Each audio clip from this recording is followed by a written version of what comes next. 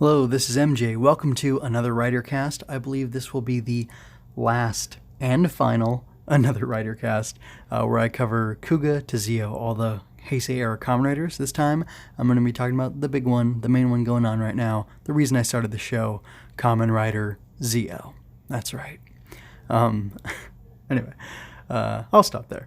First of all, the meta information. The show started September 2nd, 2018, and being that September 1st, 2019 will be the airing of Kamen Rider 01, the first Kamen Rider of the Reiwa era, I think that Zi-O will run until August 25th, 2019, because that's the Sunday directly before September 1st.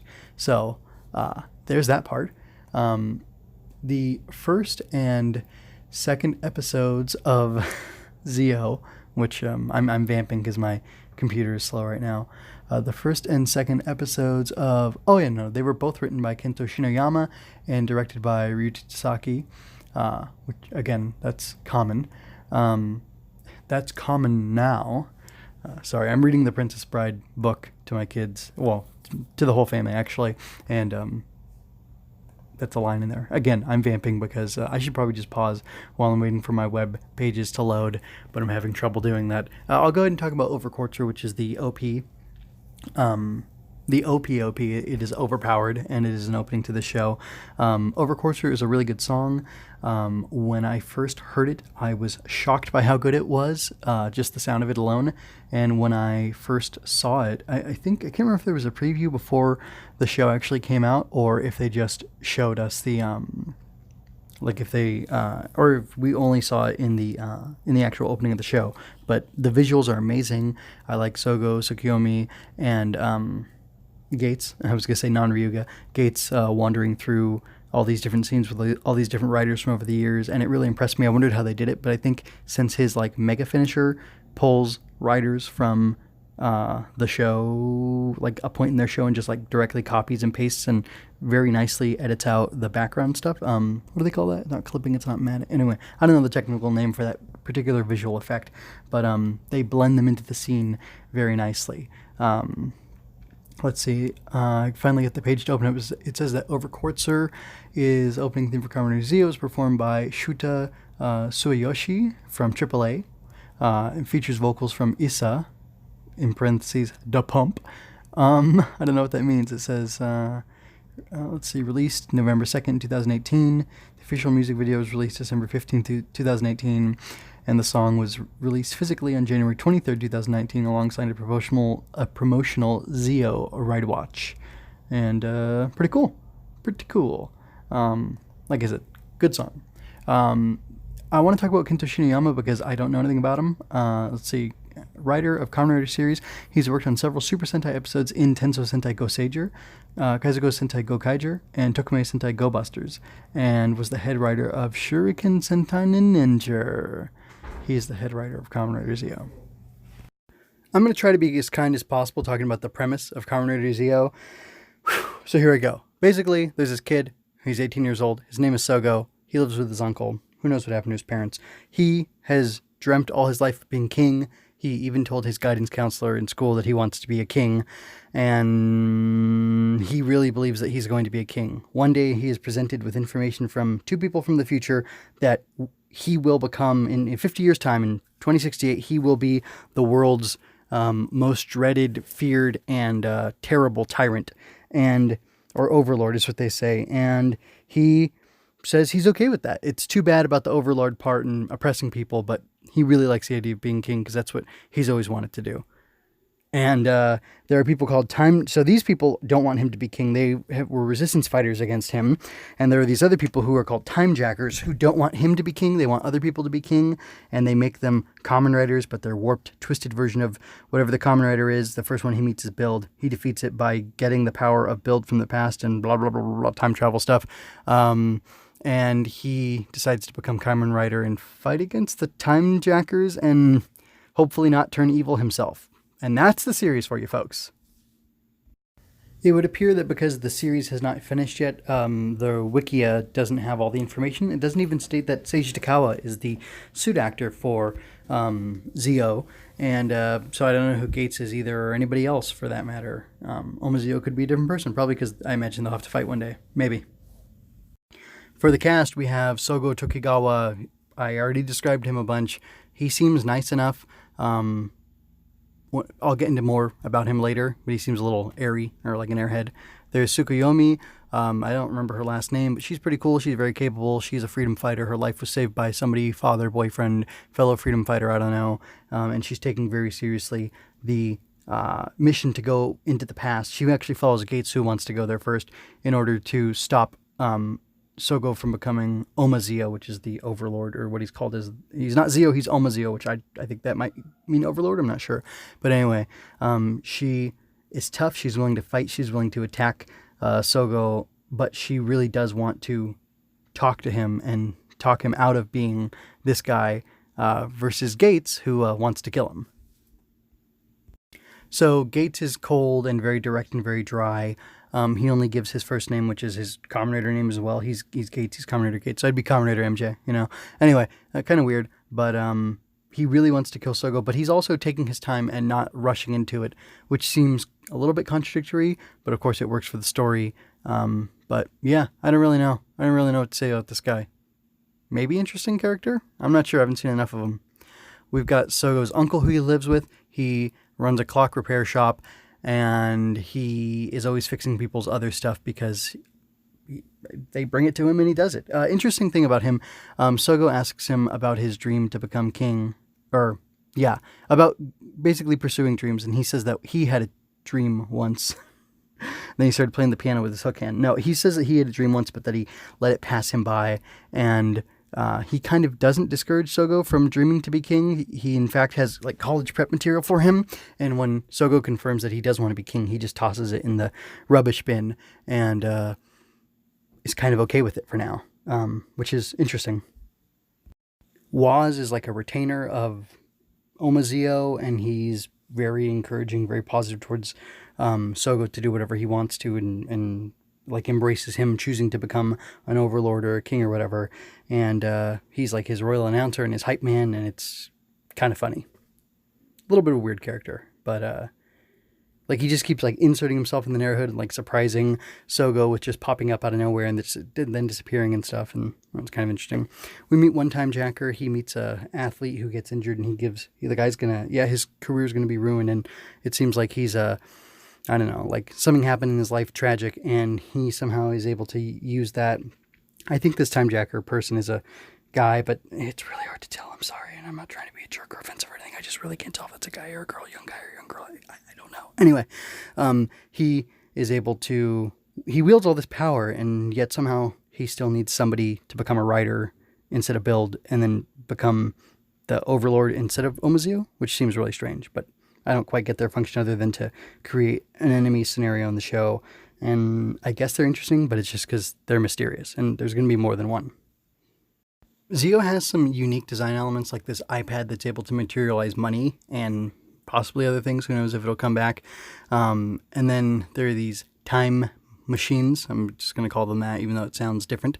That can like fight dinosaurs. They're like Gundams that can turn into planes that can time travel. I guess more like Transformers. I don't know that much about Transformers though. Anyway, so that's kind of interesting, and they all have like some sort of clock aesthetic to them, and that matches very much, or with watch, it matches very much with the watch aesthetic of the belt.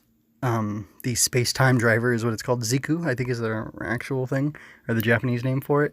And there's ride watches that activate powers of different Kamen Riders, and you twist them, and the face is obscuring something, and then it reveals something more of like the individual rider, and then it gets slotted onto one side of the belt, and it like sends information or whatever over to the other side of the belt, and then they twist it around, flip it around, and that activates the transformation. But also if they add in like another rider's power or another one of their accessories, like a sword or a whatever, they put it on the other side and they flip it around, and like that flipping around action, it looks really cool. It looks very fun, like a great play aesthetic, to sell toys and whatnot. But that is how they activate, extra powers or whatever, or like a finishing move, as opposed to like pulling a lever or hitting a button or whatever, which is cool. His sword's neat. I like it all right. Gates has the same driver, except I guess his screen is like pinkish as opposed to being blue. And I don't know what to say about it. Their transformations are similar. They have a thing like a clock face show up behind them in space somehow, except Gates's clock looks more like a digital clock than an analog clock. And I think the writing on his face is different than Sogou's, like it's in katakana or hiragana or whatever. I don't know, all the Japanese stuff, all the Japanese language stuff. He gets a ghost power up, so, repping ghost, I really appreciate that. It has ridiculous large icons on the shoulders, and that's kind of weird, but it blends in well enough, and it works well enough. He kind of gets faceplate armor of Ghost, so he's got like an orange mouthpiece and then an orange head with the, Ghost's unicorn horn thing going on. And then he gets the hoodie Ghost as accessories. They help him fight, which is pretty cool, but, that's a stolen aesthetic. It's a lifted aesthetic from another show. And then I have this image of him, like, grabbing his bike ride watch off of his wrist, and it's interesting. They have 4, like, accessory ride watches that they keep on them at all times. I think one's a bike, one's a weapon, and Gates has a bow, and I'm pretty sure there's a pun on it. All their stuff has writing on it, and his says bow to me or bow to me, and that's kind of interesting. It's kind of interesting.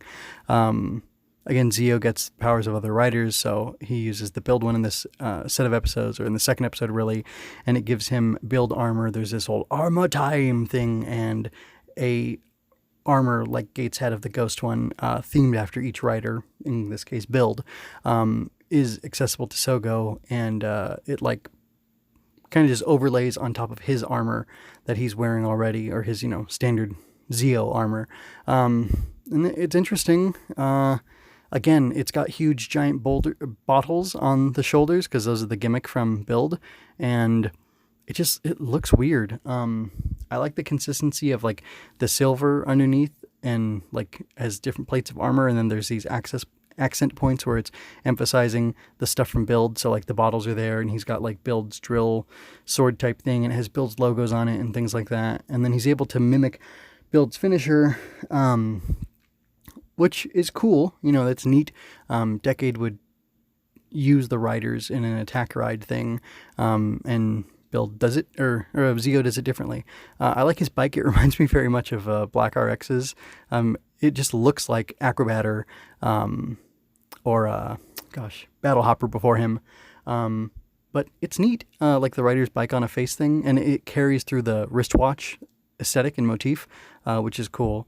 I mentioned the robots earlier. You get to see, if you're looking at the video version right now, Gates is in his time machine in the mecha form. And then the best part of the show, or one of the best parts of the show, is the another rider, the monstrous forms of these other Kamen Riders.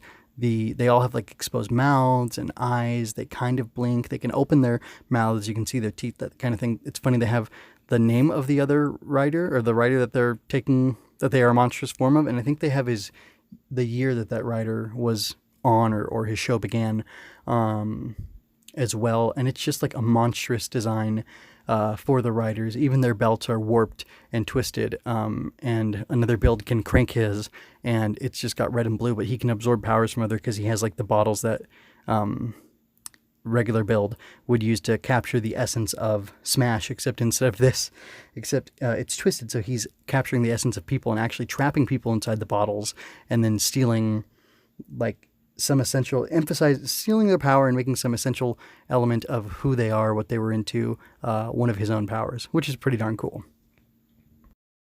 Okay, so wrapping up my discussion of the design sense of Zi-O, I'm going to talk about Oma Zi-O, because like most fascists, like most dictators, like most evil people, he looks amazing, man. Darth Vader, Stormtroopers. I can't think of anybody else right now. Oh, I was watching Elseworlds. The fascist Superman with the black and silver. Man, it looks so good. Anyway, I don't know why evil things look so good, but they do. And Oma Zi-O looks amazing. He's got like a Rolex like type face with diamond studs on his like jawline. It almost looks like a beard. Feels evocative of a beard. He's got big clock hands on his back that are evocative of wings, especially bug wings, which I'm into because I like the whole karate bugman thing. And I don't know, I'm an easy mark for stuff like that. And the gold and the black and the red, It just looks so darn good. So yeah, I don't know if I was super explicit about this earlier, but I'm like, I'm practically an anarchist in that I think that centralized power, especially centralized power in a small group of people, whether it be an oligarchy or like a king or a president, an imperial president like we have in the United States and have had for decades. Anyway, let's not talk about that. It's a bad thing. And that's part of what turned me off to the show so much, which I guess I should just veer into my overall thoughts on the show. And this is kind of going to be part of it. I can't love this show. I can't really enjoy this show because this kid is told, like, hey, you're going to become, am I going to get demonetized? Am I monetized at all? It doesn't matter. You're going to be like a Hitler or, any other of these terrible figures. And he's, like, very excited about it. And he goes forward. He goes forward with about zero qualms. Maybe he's got like 1% of a worry that he's doing something immoral or wrong, but he sure as heck doesn't show it. And gosh, I don't know. I do not know what to say about all that. But I'm going to go ahead and switch gears, and I have other stuff to talk about overall, so I'll transition to that now. Okay, so, I just went on that tirade, but I've got an image up of the Twilight Chronicle now, and that's the book that Woz carries around, talking about how great Sogou is and tracking his status or whatever. I don't know what it is. I really like that name, Twilight Chronicle. It's funny, it's got like all these watch straps, or like it's deconstructed watch parts all over the cover of it, and I don't know, that kind of tickles me. And even, diaries and certain old books have like a clasp on them. Again, it's a watch strap coming from the back of it to the front for the clasp, and that's kind of funny. It tickles me. It's really interesting how hard they're going with this clock and watch aesthetic, which is interesting, especially because that's Zi-O and Oma Zi-O's power, but Oma Zi-O like really leans into it. But it's funny to me, and I'm going to go into a theory now. The uncle, I can't remember his name, he serves everybody breakfast on plates that are a clock face, and then he serves food in such an arrangement as it kind of mimics the numbers, or they're just arranged around the clock. The guy said he had a dream once. Are we sure that this guy, and I looked around a little bit, I asked for some response yesterday on Twitter, but so few people talk to me.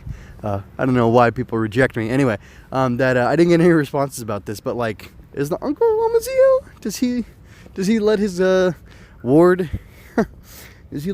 become Zi-O in order to be able to steal that power from him at some point and become this horrible dictator? And was that part of his plan all along? I don't know, but the guy, just like how, when Gates and Sogou Henshin, they've got those gears and stuff behind them, the clock face, whatever. The guy at his main workstation where he interacts with customers, and we see him talk with Sogou a few times, he's got a bunch of gears and cogs and whatnot from watches and large clocks, I would assume, set up behind him so that when you interact with him, he has a real life set of that stuff. And I almost wonder if you could think of those things when they're transforming as like coronation decorations, to quote the Reverend Joseph Jackson, that these things are emblematic. They're signs of the fact that these guys are, royalty or inheritors of this, royal type power or whatever. And if it's just possible that this guy might turn out to be the same, and he set up, an IRL version of that stuff for himself, for, I don't know, foreshadowing that he is going to turn out to be the bad guy. I think that'd be super interesting, especially because he seems so nice.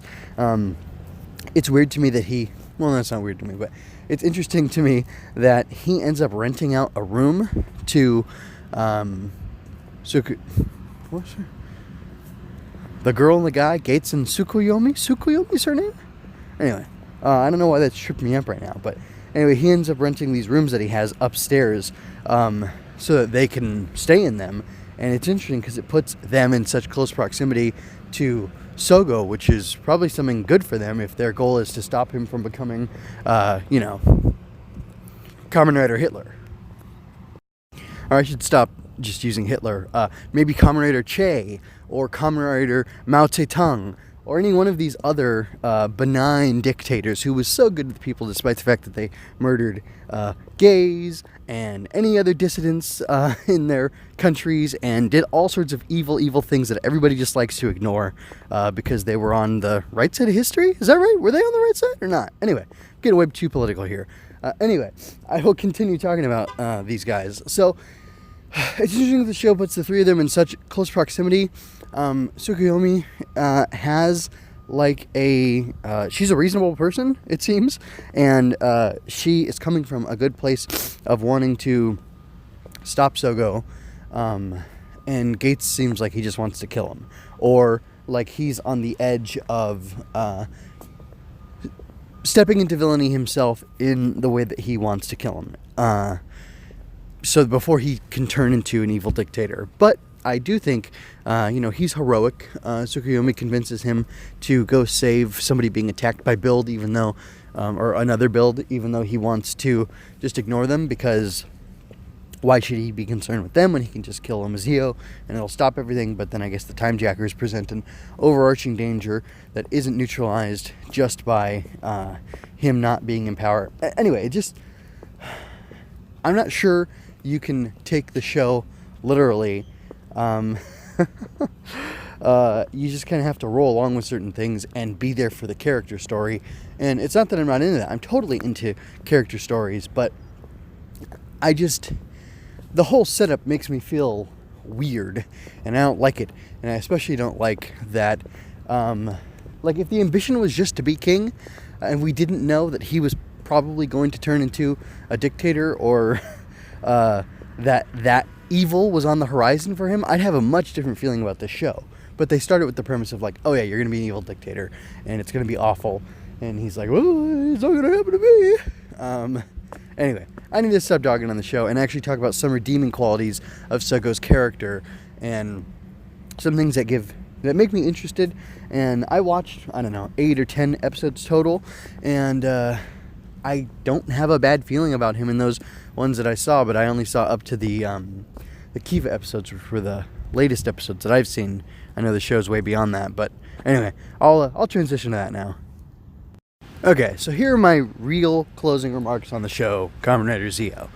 It is interesting to me that despite the fact that he naively rushes into a situation which could turn him into an evil dictator, who could hurt many people, Sogou decides to embrace the king role. But he doesn't get the power of Zi-O. His ride watch does not activate and allow him to be able to transform, even if he had the Ziku driver, which he did not have at the time until the thing activated, and then Waz was like, oh, it's time, here you go, bud. Or my lord. Anyway, he didn't have that until he decided to act morally and selflessly and to save people's lives. And then, gosh, that's so interesting to me, because it reminded me of the fact that Tsukuyomi took him to Edo, Japan, because Toei has that Edo set that they keep using for things, and these guys were fighting. She wanted to test something out. She pretended it was him, that she she changed her voice real quick, or she pinched her nose and yelled something and made it and pushed him forward as if to say, hey, I'm the guy who was saying this. And he was yelling at these guys who were fighting with these two groups that were fighting with each other. It was 2 pairs of guys, 4 guys total. Anyway, what ends up happening is that they're like, well, punk, you gonna step to us? What's your problem? And he ends up getting thrown in the river and kind of attacked by these guys. But then these guys walk away and they're arm in arm, talking to each other, having a good time. And he's like, well, I got thrown in the river, but I'm sure glad those guys are done fighting. So is a point of him supposed to be that he becomes this evil dictator type guy to rally people together against him as a common enemy, and that's how he is going to be a benevolent overlord who will help unite people? Because I don't know, I don't like that. That makes me even more uncomfortable. But it's an interesting thing that he doesn't get the power until he is acting for something greater than himself, and that's a positive thing. That definitely falls in line with Kamen Rider to me. But man, I just don't know. Anyway, I'm going to stop because I don't have anything else to say. Although if you enjoy me talking about tokusatsu. I do it a lot more. I have an MJ Loves Toku show that I do, and sorry for mumbling there for a moment. I have another tokusatsu show, at least one other. It's called MJ Loves Toku. It's on the Recipher channel. You can also find it through looking at my blog, mjmunoz.com, and searching for it there. I'm also I also have a show called Going Ultra where I talk about Ultraman stuff, and I'm going to be adding some more stuff to that now that I'm done with the massive load of work that is another Ridercast, watching 2 shows a week and making notes on them, grabbing images and talking about them and stuff. But Going Ultra is also on that channel. It's also on mjmunoz.com, and you can just type in Going Ultra or Going Ultra Season 3. I talk about the Ultraman Netflix series on there. I'm going to be re-uploading to that feed because I also have it in podcast form, just like another Ridercast. It's available in audio podcast, plus the video version of it, and it's all, like I said, everything's all linked back to my blog, mjmunoz.com, so you can find it there for convenience sake. But yeah, I'm going to be re-uploading episodes I did talking about Gridman, ss.gridman. I'm going to be talking about Ultra Fight Victory, which is available on Super Aya's YouTube channel. I should probably do a little thing talking about the Mill Creek stuff over there. That would be good. So anyway, if you keep it tuned to Recipher, if you keep looking at mjmunoz.com and type in tokusatsu, you can see all the different tokusatsu podcasts I'm doing, review series I'm doing, and eventually I'd like to fold everything all into MJ Loves Toku one day, but I was foolish when I started this endeavor. But MJ Loves Toku is like short, 5 to 15 or 20 minute maybe, discussions or opportunities I have where I give myself time to have watched something and then talk about it in depth. A little differently, it's a lot less structured than this show, but also maybe more on point because I don't feel like I need to keep myself to any specific structure. So if I can talk about like one thing that I think is important, like I talked about Diamond Rinko from Kamen Rider Wizard and how awesome she is and how much I like her impact on the show overall. It's kind of light spoilers, but it could also be like a tease as to why you'd want to watch Kamen Rider Wizard. So yeah, that's pretty much all I have to say. And anyway, I noticed that once I put this show over on iTunes, I got over 75 people subscribed and check it out what I'm doing, and I really appreciate that. It's pretty cool. I'm not trying to be like a big guy. I'm just doing this because it's fun and I'm passionate about tokusatsu, and I want to give myself the excuse to explore it more. And I thought, hey, if I can do that and build an audience of people, or get some people listening to me and talking at me about this stuff, it could be even more fun. So anyway, I thank you for coming along for the ride. I'm going to leave the feeds up. You can always go back and check stuff out. You can tell other people to go check it out. And hey, you want to do this another Ridercast thing with this guy? You watch these things and listen to the stuff, and you can comment at him, and he'll talk to you because he's a nice guy. I would really appreciate all that stuff. Oh, by the way, Bluefin Tamashi Nations, the company that sells some toys from Japan, they apparently are trying to get Kamen Rider released into the U.S., just like Shout Factory has a deal with Toei where they have Super Sentai released in the U.S. You could go to their website and check out their survey. I don't know if it's still up or not, but kind of keep your ear to the ground on that. If we could get tokusatsu over here legitimately, besides Amazon's and some of the stuff on Toku HD, I mean Kamen Rider, because that's what I really care about. So that's kind of exciting, and if it becomes super legit, I think I will, do a crazy thing. Use MJ Loves Toku as a platform to talk about all the Kamen Riders every single episode. I think that'd be a lot of fun. Like I said, I love the stuff, so I'd love to talk about it for potentially the rest of my life. All right, enough of this long goodbye. For anybody who's been along with me for the journey, thank you so much for spending your time with me, for giving me some of your attention, for hearing what I have to say about Kamen Rider. Most of it was really positive, and I tried really hard to be positive, and that's what I want to try to do, is be a positive force in this fandom, I guess, or just, I want to be positive because I think it's the right thing to do for myself, and it makes me happy. So, yeah, I don't know what else to say, but once again, thank you so much. And if you enjoyed this, please check out my other stuff. I would really appreciate that.